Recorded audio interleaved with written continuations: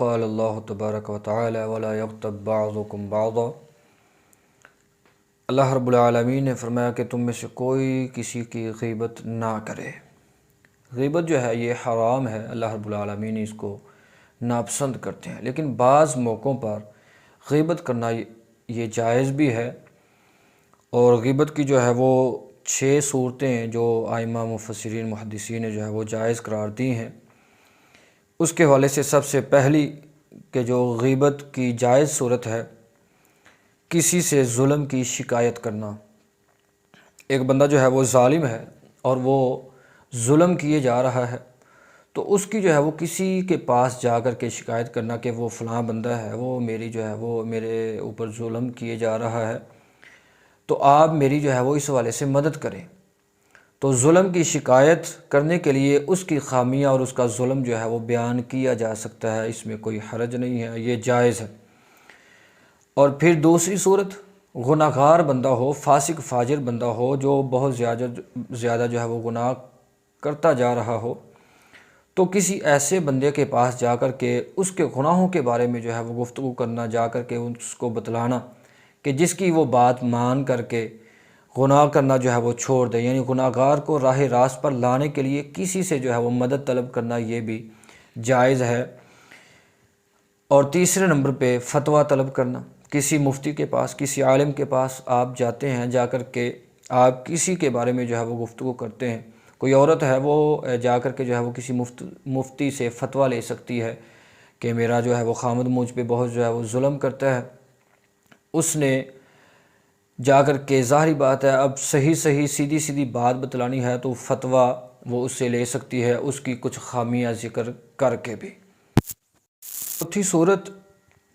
مسلمانوں کو برائی سے ڈرانا اور ان کی خیر خواہی کرنا۔ اس کی مثال یوں لیجیے، جیسے کوئی بندہ ہم سے آ کر کے پوچھتا ہے کہ میں نے اس جگہ رہائش جو ہے وہ اختیار کرنی ہے، تو میرا یہ جو ہمسایہ ہے وہ کیسا ہے، یا کسی جگہ پہ جو ہے وہ کسی نے رشتہ کرنا ہو تو اس کے بارے میں جا کر کے جو ہے وہ گفتگو کی جا سکتی ہے۔ یعنی خیر خواہی اب یہ ہے کہ وہ ہمسائے جیسے ہیں سچ بتلایا جائے۔ کسی بیٹی کا رشتہ چاہیے تو اس کے بارے میں بھی جو ہے وہ سچی بات کہی جائے، بیٹے کا لڑکے کا رشتہ ہو تو سچی جو ہے وہ بات کر کے ہی جو ہے وہ ان کی خیر خواہی کی جائے۔ اگر اس میں جو ہے وہ جھوٹ سے کام لیا جائے گا تو یہ خیر خواہی نہیں ہوگی۔ ہاں اگر ان کے بارے میں سچی بات کی جاتی ہے تو یہ غیبت کے زمرے میں نہیں آئے گی، اگرچہ یہ ہے غیبت لیکن اس کو جو ہے وہ علماء نے جائز قرار دیا ہے۔ پانچویں صورت کہ کوئی اعلانیہ طور پر جو ہے وہ فسق کا، نافرمانی کا، گناہ کا، ظلم کا جو ہے وہ ارتکاب کرتا ہو، تو کسی ایسے بندے کے پاس جا کر کے ریکویسٹ جو ہے وہ کی جا سکتی ہے کہ اس کو جو ہے وہ روکیں، وہ جو ہے وہ باز نہیں آ رہا۔ کوئی اعلانیہ طور پر جو ہے وہ شراب پینے والا ہو تو اس کی جو ہے وہ خامیاں ذکر جو ہے وہ کی جا سکتی ہیں۔ چھٹی جو صورت ہے وہ ہے کسی کو اس کے معروف نام کے ساتھ پکارنا۔ کوئی عموماً جو ہے وہ الٹے ناموں کے ساتھ پکارنا، یہ تو قرآن کے اندر اللہ نے منع کیا، وَلَا تَنَابَزُوا بِالْأَلْقَابِ کا ہے کہ ایک دوسرے کو جو ہے وہ برے القابات کے ساتھ، برے ناموں کے ساتھ جو ہے وہ نہ پکارو۔ تو اگر کوئی معروف جو ہے وہ کسی نام کے ساتھ ہو، یعنی وہ فلاں جو ہے وہ کانا ہے، یہاں جو ہے وہ کوئی نابینا آدمی رہتا ہے، تو کسی کو معروف اس کے اصل نام سے ہٹ کر کے پکارنا یہ بھی جو ہے یہ جائز ہے۔ احادیث سے جو ہے وہ اس کی مثالیں بھی ملتی ہیں۔ جس طرح نبی محترم صلی اللہ علیہ وآلہ وسلم کے پاس ایک آدمی نے آ کر کے اجازت مانگی تو آپ صلی اللہ علیہ وسلم نے فرمایا اِذَنُوا لَهُ بِئْسَ أَخُو الْعَشِيرَةِ، اس کو اجازت دے دو، یہ اپنے خاندان کا بڑا ہی برا آدمی ہے۔ لیکن جب وہ اللہ کے رسول صلی اللہ علیہ وسلم کے پاس آیا تو آپ علیہ السلام نے بڑے احسن انداز کے ساتھ جو ہے وہ اس سے گفتگو کی ہے، تو آپ صلی اللہ علیہ وسلم نے اس کی جو خامی تھی وہ ذکر کی امی جان سیدہ عائشہ رضی اللہ تعالی عنہا کے سامنے کہ یہ برا آدمی ہے، لیکن جب وہ پاس آیا تو اس سے احسن انداز کے ساتھ جو ہے وہ گفتگو کی ہے۔ تو اس سے امام بخاری رحمہ اللہ نے جو ہے وہ غیبت کے جواز پر جو ہے وہ یعنی کہ دلیل نقل کی ہے کہ یہ غیبت جو ہے وہ اس سے جائز، یعنی کہ یہ صورت جائز ہے۔ اسی طرح سیدہ فاطمہ ہیں، انہوں نے فاطمہ بنت قیس ہیں، انہوں نے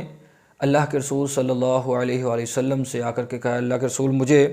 معاویہ رضی اللہ تعالی عنہ اور ابو الجہم دونوں نے منگنی کا پیغام بھیجا ہے، تو میں کیا کروں؟ تو آپ علیہ الصلوۃ والسلام نے اب دونوں کے اندر جو جو خامیاں تھیں وہ خامیاں ذکر کی ہیں۔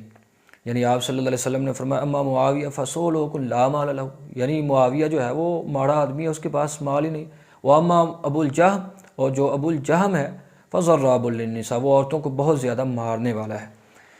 تو یہ سیدھی سیدھی جو ہے وہ بات کہی ہے۔ اسی طرح ہندہ رضی اللہ تعالی عنہ، جو سیدنا ابو سفیان رضی اللہ تعالیٰ عنہ کی بیوی ہیں، نبی پاک صلی اللہ علیہ وسلم کے پاس آئیں، انہوں نے کہا اللہ کے رسول ابو سفیان جو ہے رجل شحیح لیس یعطینی ما یکفینی وولدی، ابو سفیان جو ہے یہ بخیل آدمی ہے، مجھے کچھ نہیں دیتا، نہ جو مجھے بھی کافی ہو اور میری اولاد کو بھی کافی ہو، مجھے دیتا نہیں ہے، مال نہیں دیتا۔ تو کیا میں اس کے مال سے کچھ لے سکتی ہوں؟ اور اگر اس کو جو ہے وہ علم بھی نہ ہو، یعنی کہ یہ آ کر کے خامی ذکر کی ہے خامد کی، تو آپ صلی اللہ علیہ وسلم نے فرمایا خذی ما یکفیکی وولدکی بالمعروف، ہاں لے لے، اس کی اجازت کے بغیر جو ہے وہ لے لے، لیکن اچھے طریقے کے ساتھ، معروف طریقے کے ساتھ لینا ہے، اتنا لینا ہے جتنا تجھے بھی کافی ہو اور تیری اولاد کو بھی کافی ہو۔ تو یہ صورتیں جو ہے یہ علماء محدثین نے جو ہے وہ یہ غیبت کی جائز قرار دی ہیں۔ تو اس کے علاوہ بندہ جو ہے وہ غیبت سے بچنے کی ہی کوشش کرے، تو اسی میں خیر ہے، اسی میں بھلائی ہے۔ اللہ ہمیں ہدایت نصیب فرمائے۔